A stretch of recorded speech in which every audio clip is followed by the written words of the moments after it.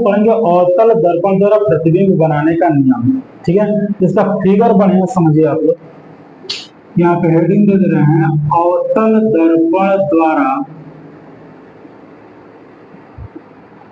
प्रतिबिंब बनाने का नियम। ठीक है, समझिएगा इसको। जैसे मान लीजिए हम यहाँ पे बनाते हैं क्या चीज, अवतल दर्पण।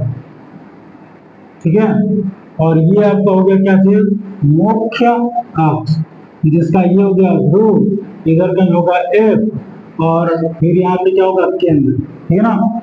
तो अवतल दर्पण में जो स्थिति होता है प्रतिबिंब बनाने का, वो टोटल 6 होता है। ठीक है, तो समझेंगे। इधर मान लीजिए क्या है, अनंत। तो ऊपर हम यहाँ पे दर्शा दे रहे हैं क्या चीज, वस्तु की स्थिति, यानी वस्तु को हम कहाँ कहाँ रखेंगे। अरे सुनना, तो इसकी जो पहली स्थिति होगी वो हम कहाँ रखते हैं, अनंत पर। ठीक है, दूसरी जो स्थिति होगी वो होती है कहाँ पे, अनंत और केंद्र के बीच में। तीसरा स्थिति जो होता है वो होता है कहाँ, केंद्र पर। चौथी स्थिति जो होगी वो केंद्र और फोकस के बीच। पांचवी जो स्थिति होगी वो होती है कहाँ, फोकस पे। और लास्ट यानी कि 6वीं जो स्थिति होती है वो होती है फोकस और ध्रुव के बीच में। यानी कि 6 स्थानों पे हम क्या करेंगे, वस्तु को रखेंगे। अरे सुनना, अब समझिए। अब यहाँ पे नीचे दर्शा रहे हैं क्या, प्रतिबिंब की स्थिति।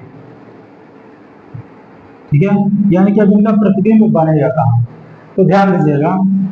जो फोकस आप लिखे हो, यहाँ से आप नंबर डालना शुरू करिए, 1 2 3 4, और ये हो गया आपका क्या चीज, 5।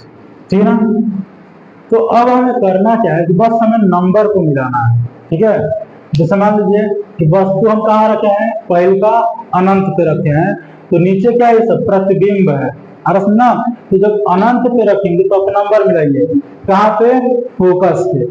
यानी कि जब वस्तु अनंत पे रखेंगे तो इसका प्रतिबिंब कहाँ बनेगा, फोकस पे बनेगा। जब अनंत और केंद्र के बीच में रखेंगे तो 2 नंबर मिलेंगे, कहाँ पे दिया गया है, तो केंद्र और फोकस के बीच में। इसका मतलब कि जब वस्तु को अनंत और केंद्र के बीच में रखेंगे तो उसका प्रतिबिंब केंद्र और फोकस के बीच में बनेगा। अरे सुनना, जब वही वस्तु कहाँ रखेंगे, केंद्र पर रखेंगे तो 3 नंबर आप मिलेगा, ठीक उसी के नीचे। यानी कि जब केंद्र पर रखेंगे तो उसका प्रतिबिंब केंद्र पर ही बनेगा। अरे सुनना, और जब केंद्र और फोकस के बीच में रखेंगे तो 4 नंबर कहाँ पे दिया गया है, केंद्र और अनंत के बीच बनेगा। ठीक है, जब फोकस पे रखेंगे तो 5 नंबर अनंत पे है, यानी कि फोकस पर रखने पर वस्तु का प्रतिबिंब कहाँ बनेगा, अनंत पे बनेगा।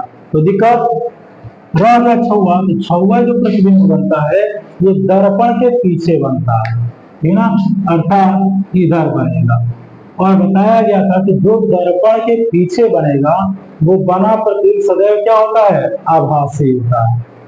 ठीक है, ये हम लोग को पता चल गया स्थान। अब देखेंगे इसकी प्रकृति, यानी कौन कैसा बनेगा।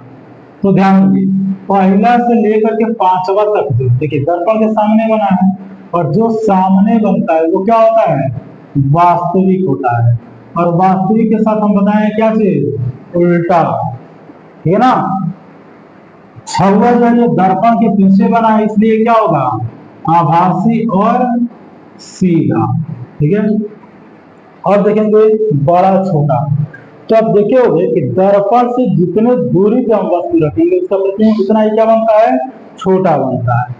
तो दर्पण से दूरी पर कौन है, 1 और 2, तो इसका जो प्रतिबिंब बनेगा वो कैसा बनेगा, छोटा बनेगा। 3 नंबर देखिए एकदम केंद्र पे है, यानी कि बीच में है, तो जो बीच में होगा उसका प्रतिबिंब क्या होगा, वस्तु के बराबर बनेगा। और ये जो तीनों है वो दर्पण के पास में है, तो इन तीनों का जो प्रतिबिंब बनेगा वो कैसा बनेगा, बड़ा बनेगा। है समझिए। जैसे एक बार हम पूरा बता रहे हैं हम लोग को, जैसे हम कहें कि यदि किसी वस्तु को अनंत और केंद्र के बीच में रखें तो उसका प्रतिबिंब कहाँ और कैसा बनेगा। तो समझिए 2 नंबर आप पहले मिला लो, कहाँ पे है, सी और एफ के बीच में, ठीक है ना। तो जब वस्तु को अनंत और केंद्र के बीच में रखेंगे तो उसका प्रतिबिंब वक्रता केंद्र और फोकस के बीच बनेगा। अब कैसा बनेगा, देखिए 2 नंबर हम बताए हैं, 2 नंबर के ऊपर क्या लिखा गया, वास्तविक, उल्टा और वस्तु से, 2 नंबर के ऊपर क्या दिया गया है, छोटा, तो छोटा बनेगा। अरे सुनना, उसी प्रकार मान लीजिए यदि वस्तु को हम केंद्र और फोकस के बीच रखें, यानी कि 4 नंबर, तो उसका जो प्रतिबिंब होगा केंद्र और अनंत के बीच बनेगा। अब कैसा बनेगा, तो 4 नंबर के ऊपर देखिए क्या है, वास्तविक, उल्टा और वस्तु से बड़ा बनेगा। अरे सुनना,